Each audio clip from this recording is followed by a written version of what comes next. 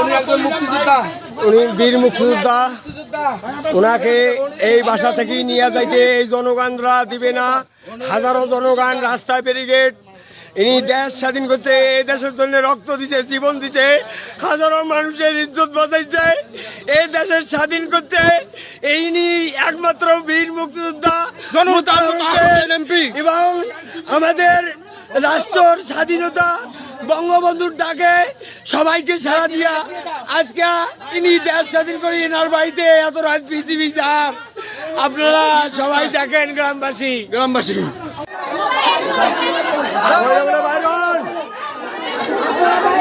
এদেরকে বাইর করে দেন।